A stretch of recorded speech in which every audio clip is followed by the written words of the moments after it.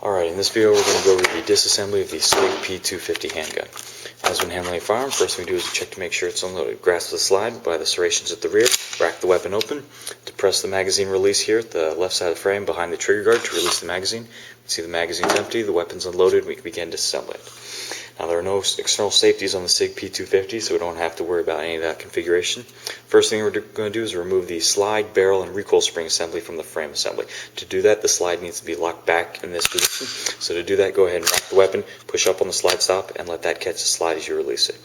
Then we're going to rotate the takedown lever here on the left side of the frame downward a little more than 90 degrees. That's going to allow the slide assembly to move off the front of the frame when you release the slide.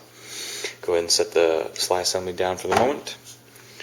For the lower assembly, there shouldn't be too much you'd have to do. There may be a little gunpowder kickback in the trigger magazine well area. Don't mess with the trigger or the hammer assembly unless you're an authorized repair individual or exceedingly confident in whatever customizations you're trying to do. Otherwise, there shouldn't be too much cleaning you should have to do for the Fieldstrip on the lower half. Now, to remove the recoil spring and recoil spring guide rod from the upper assembly, go ahead and just depress this recoil spring guide rod from the barrel lug and then rotate outward. You'll be able to remove that.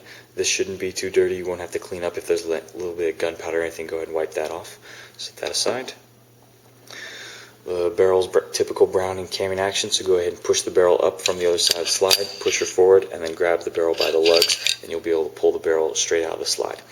Use whatever it is you're using, bore snake cleaning rod, Q-tips. Go ahead and clean up on the inside of the barrel around the chamber face, the feed ramp area. There shouldn't be too much polishing you'll need to do on the outside here. You'll notice that the barrel will start to wear up here towards the front of the barrel on the slide, and then here at the lugs where the back of the slide is. You may want to lubricate that with dry graphite or a very, very light film of oil just to help the gun run. For the slide, this is as far as you're going to need to do. You don't need to try and remove the firing pin assembly or anything like that. You can go ahead and just test, make sure that you get good firing pin protrusion. Go ahead and push up on the firing pin block safety at the back here, and then check to make sure that the firing pin will run through. You can go ahead and check the extractor, make sure that you get good spring pressure under that. That should be very firm and difficult to move, but you should be able to slide the extractor back off the chamber face.